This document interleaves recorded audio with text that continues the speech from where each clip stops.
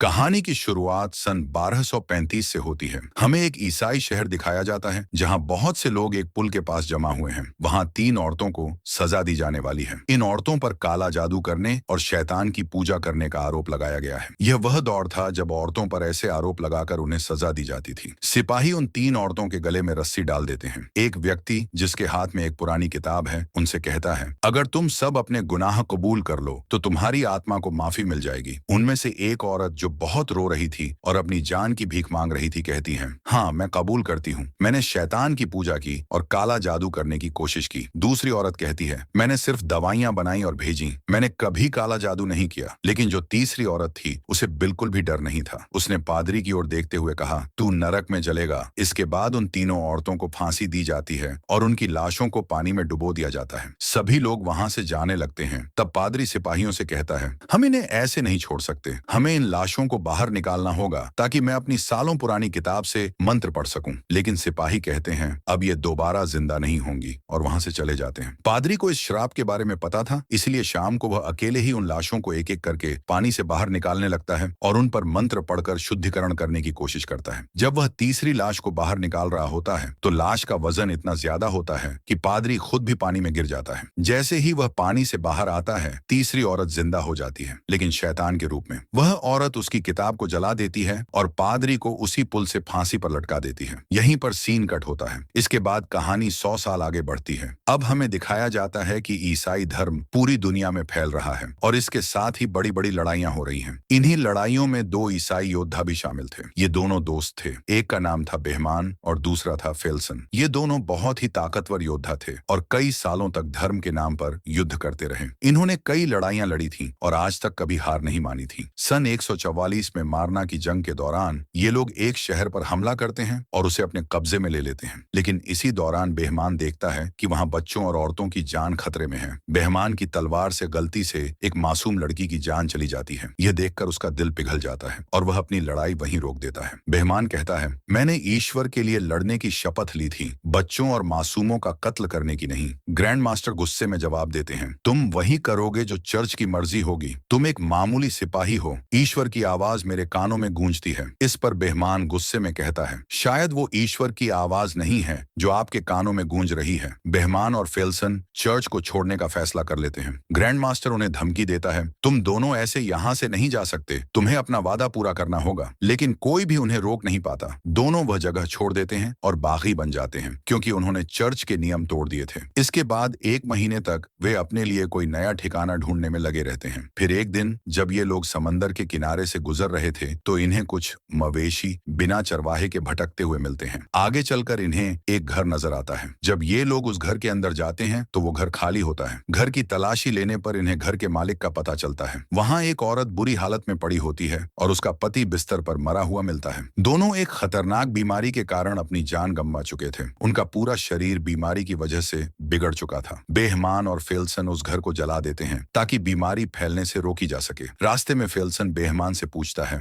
हमने तो बहुत कुछ झेला है, लेकिन ऐसी मौत से बचने के लिए इंसान आखिर क्या करे। आगे बढ़ते हुए उन्हें एक बड़ा शहर नजर आता है। फेल्सन कहता है, शायद हमें पकड़ा जा सकता है, हमें शहर में नहीं जाना चाहिए। लेकिन बेहमान कहता है, हमें खाने का सामान और अच्छे घोड़े की जरूरत है ताकि हम लंबा सफर तय कर सकें। मजबूरी में दोनों उस शहर में जाने का फैसला करते हैं। शहर में पहुंचते ही बेहमान और फेल्सन अजीब हालात देखते हैं। यहाँ के लोगों का हाल बहुत बुरा था। गलियों में लाशें पड़ी थीं, लोग रो रहे थे, चिल्ला रहे थे और अपने गुनाहों से माफी मांग रहे थे। कुछ लोग तो खुद को मार रहे थे। फेल्सन कहता है, आखिर ये कैसा पागलपन है। तभी पास ही खड़ा एक आदमी उसकी बात सुन लेता है और जवाब देता है, ये महामारी है, एक ऐसी बीमारी जिसका कोई इलाज नहीं है। ये बीमारी पिछले 3 साल से यहाँ फैली हुई है। इसकी वजह से हर 4 में से एक आदमी मर रहा है। उस आदमी का नाम इकबाल था। वह दोनों से पूछता है, आखिर तुम लोग कौन हो। बेहमान जवाब देता है, हम मुसाफिर हैं और हमें इस बारे में कुछ नहीं पता। दोनों ईसाई योद्धा थे लेकिन उन्हें कोई नहीं रोकता। जब ये लोग घोड़े खरीदने की कोशिश करते हैं तो वहां एक आदमी बेहमान की तलवार देख लेता है। ये तलवार नाइट्स की होती थी। जैसे ही यह बात फैलती है, शहर के सिपाहियों को खबर मिल जाती है कि ये दोनों असल में नाइट्स हैं और जंग से भागे हुए हैं। सिपाही इन दोनों को पकड़ने आते हैं। बेहमान और फेल्सन उनसे लड़ते हैं लेकिन आखिरकार ये दोनों हार मान लेते हैं। उन्हें कार्डिनल के पास लाया जाता है। कार्डिनल भी इस बीमारी का शिकार हो चुका था और बिस्तर पर पड़ा हुआ था। कार्डिनल दोनों का नाम पूछता है। नाम सुनते ही वह चौंक जाता है और कहता है,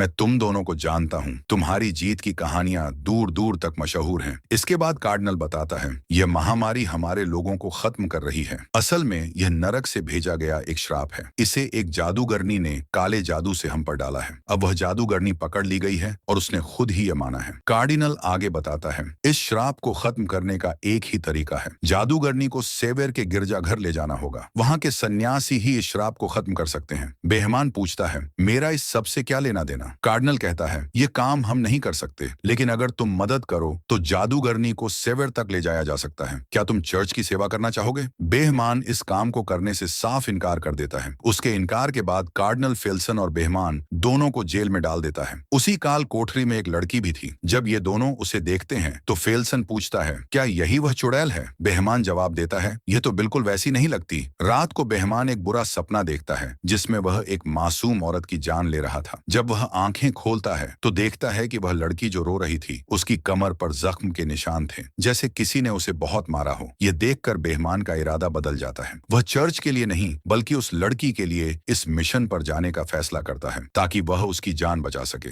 अगले दिन वह प्रीस्ट से मिलते हैं और कहते हैं, हम तुम्हारी मदद करेंगे, लेकिन इस लड़की के साथ इंसाफ होगा और हम पर जो भी इल्जाम लगे हैं उन्हें हटाना होगा। इस यात्रा में उनके साथ एक नामी सैनिक भी शामिल हो जाता है और पादरी भी। पादरी के पास एक नक्शा होता है, लेकिन यह 900 मील का सफर था और पहाड़ियों के बीच से गुजरता था जहां गिरजाघर स्थित था। बेहमान और फेल्सन सिर्फ नक्शे पर ही भरोसा नहीं कर सकते, इसलिए वे किसी ऐसे शख्स की तलाश करते हैं जो पहले वहां जा चुका हो और वापस भी आ चुका हो, कोई ऐसा जिसे रास्ता याद हो। पादरी उन्हें एक कैद किए गए आदमी के पास ले जाता है जिसे धोखाधड़ी के जुर्म में पकड़कर जेल में डाला गया था। बेहमान उसे एक सौदा करता है, अगर तुम हमें सेवर तक ले जाओ तो तुम्हारे ऊपर लगे इल्जाम खत्म कर दिए जाएंगे। वह इसके लिए तैयार था। अब वे सफर पर थे। साथ में पादरी और एक सैनिक भी थे और रास्ता दिखाने वाला एक आदमी था। सलाहों से बनी एक बग्घी में वे लड़की को ले जाने वाले थे। जब ये लोग उसे लेने के लिए कालकोठरी में जाते हैं तो वह उन पर हमला कर देती है, लेकिन फेल्सन उसे बेहोश कर देता है और फिर उसे लेकर जाते हैं। जैसे ही वे शहर से बाहर निकलते हैं वहां के कार्डिनल की भी मौत हो जाती है। चलते चलते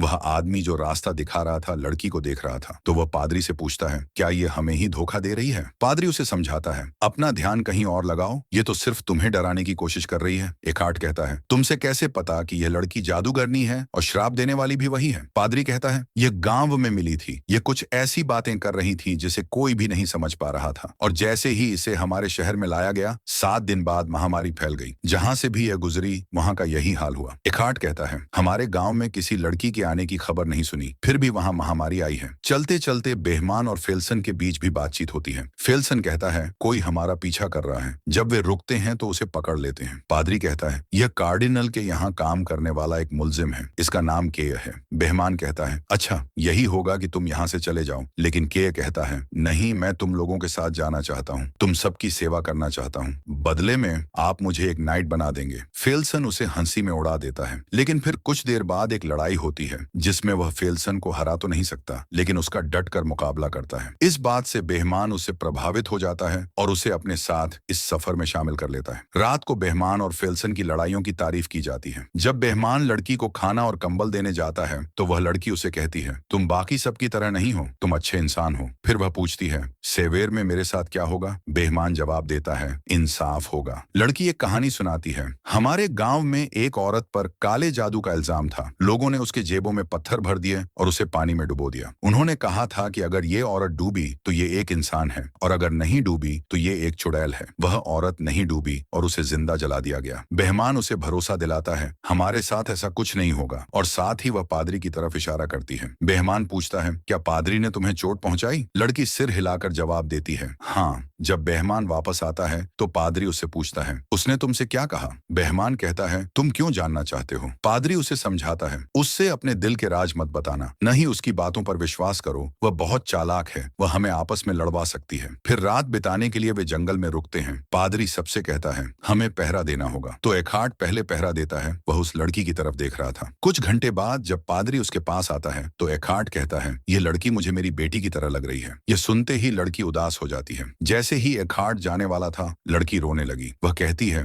मुझे इस पादरी के साथ अकेला मत छोड़ो। एकार्ट पूछता है, तुम्हें इससे डर क्यों लगता है? लड़की एकार्ट को पकड़ लेती है, उसे बचाने की कोशिश करते हुए। जैसे ही पादरी आगे आता है लड़की पादरी का हाथ जख्मी कर देती है और उसके गले से चाबी ले लेती है और वहां से भाग जाती है। ये शोर सुनते ही बेहमान, फेल्सन और के वहां पहुंचते हैं। पादरी से पूछते हैं कि क्या हुआ, तो पादरी बताता है कि वह लड़की भाग गई। वे सभी पास के गांव में जाते हैं ताकि उसे पकड़ सकें। उस गांव में भी महामारी फैल चुकी थी, वहां ज्यादा लोग नहीं थे और जो थे वे बीमार थे। फिर लड़की अपनी शक्तियों का इस्तेमाल करने की कोशिश करती है। जैसे ही एखार्ड को वह अपनी बेटी जैसी लगती है, वह उसकी ओर बढ़ता है तो केय को लगता है कि शायद वह उसे मारने के लिए बढ़ रहा है। वह अपनी तलवार आगे करता है और इस वजह से एखार्ड की मौत हो जाती है। यह देखकर केय बहुत घबरा जाता है और बार बार कहता है, ये मैंने क्या कर दिया, ये रुक नहीं रहे थे, मैंने इन्हें बहुत कहा लेकिन वे मुझे मीरा पुकारते हुए बढ़ रहे थे। इसी बीच वह लड़की भी मिल जाती है। वह रोते हुए कहती है, मुझे वापस मत ले जाओ, मुझे वहां से भागना पड़ा क्योंकि वह मेरे साथ बुरा करता था। असल में उसका मतलब पादरी की मौत से था और सभी बहुत दुखी थे। अगली सुबह लड़की को वापस बग्घी में कैद कर लिया जाता है और वे फिर से सेवर की ओर अपना सफर शुरू करते हैं। मगर जाने से पहले पादरी बेहमान से कहता है, तुम और बाकी सब लोग अपनी लिखी बातें जादूगरनी के सामने मत करना क्योंकि वह इन बातों का इस्तेमाल हमारे खिलाफ कर सकती है। कल रात एखार्ड अपनी बेटी के बारे में बात कर रहा था और जादूगरनी ने वह सुना। चलते चलते वे लोग रस्सी और लकड़ी के एक पुराने पुल के सामने रुक जाते हैं। एक आदमी कहता है कि वह 9-10 साल पहले यहाँ आया था, तब यह पुल ठीक ठाक स्थिति में था लेकिन अब यह बहुत कमजोर हो चुका है। इसे पार करना खतरे से खाली नहीं, खासकर जब उनके पास भारी बग्घी हो। फिर भी वे पुल पार करने का फैसला करते हैं और बग्घी को रस्सी से बांधकर धीरे धीरे आगे बढ़ाते हैं। इस दौरान पुल टूटने लगता है और के मरते मरते बचता है लेकिन लड़की उसकी जान बचा लेती है। किसी तरह वे पुल पार कर लेते हैं लेकिन जैसे ही वे दूसरी तरफ पहुंचते हैं पुल पूरी तरह टूट जाता है। पुल पार करने के बाद वे एक खतरनाक जंगल में दाखिल हो जाते हैं जहां रास्ता बिल्कुल भी साफ नहीं दिख रहा था। मजबूरी में वे जंगल में रात बिताने का फैसला करते हैं। रात में बेहमान लड़की के पास जाता है और उसे धन्यवाद देता है कि उसने पुल पर उसकी जान बचाई, लेकिन लड़की ऐसी बातें करने लगती है जिससे बेहमान को उस पर शक होने लगता है। रात के बीच में बेहमान की नींद खुल जाती है क्योंकि वह एक बुरा सपना देख रहा था। जागने पर वह देखता है कि एक आदमी हथियार लेकर बग्घी के पास खड़ा है। बेहमान उसे देखकर चौंक जाता है और वह कहता है, इसकी वजह से हम सब मारे जाएंगे, इसे मार डालो, इससे छुटकारा पाओ, कोई हमें नहीं रोकेगा। तभी फेल्सन वहां आता है और उस आदमी के हाथ से हथियार छीन लेता है। उसी समय लड़की उनकी बातें सुन रही होती है। अचानक वह भेड़ियों जैसी आवाजें निकालने लगती है। इससे पहले कि कोई कुछ समझ पाता,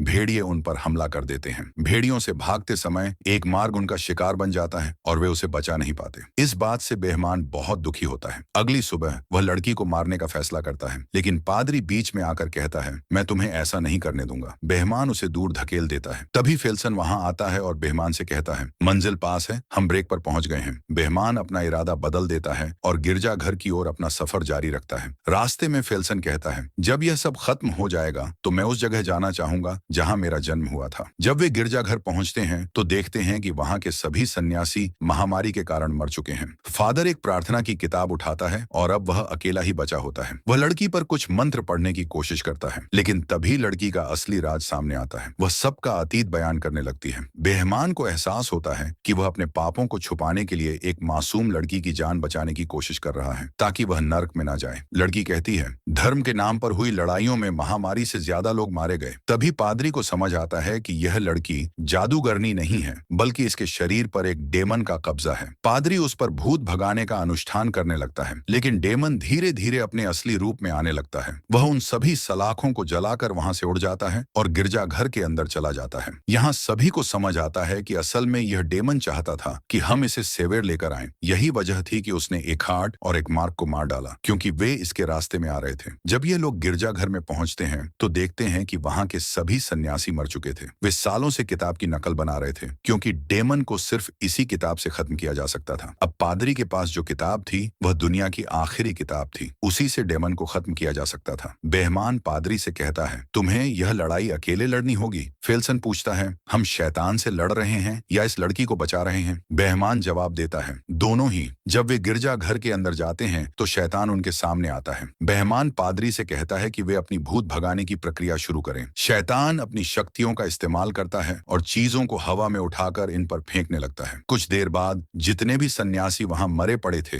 वे गायब हो जाते हैं और शैतानी शक्तियां उनके शरीर पर कब्जा कर लेती हैं। अब वे लोग शैतान के गुलाम बनकर इन पर हमला करते हैं। पादरी किताब पढ़ रहा होता है लेकिन तभी शैतान उसे मार डालता है। वह किताब जमीन पर गिर जाती है। फिर फेल्सन आता है और डेमन से लड़ने लगता है लेकिन डेमन उसे झला देता है। केय किताब को ले लेता है और उसे आगे पढ़ने लगता है। जैसे ही शैतान उस पर हमला करने वाला था। बेहमान आता है और उसे रोकता है। वह उसके दोनों पंख दीवार से लगा देता है। डेमन अपनी शक्तियों का इस्तेमाल करता है और बेहमान को मारने की कोशिश करता है, लेकिन वह हार नहीं मानता। जब मंत्र पूरा होता है तो डेमन नरक में वापस चला जाता है और वह मासूम लड़की अपने असली रूप में आ जाती है। इस लड़ाई में सिर्फ के और वह लड़की बच जाते हैं, बाकी सभी मारे जाते हैं। वे दोनों उन सभी को वहीं दफनाते हैं। फिर लड़की बेहमान और उसके साथियों का शुक्रिया अदा करती है क्योंकि उन्होंने उसकी जान बचाई और उसे अंधेरे से निकाला। वह के साथ उम्मीद के साथ चली जाती है और यहीं पर इस कहानी का अंत होता है।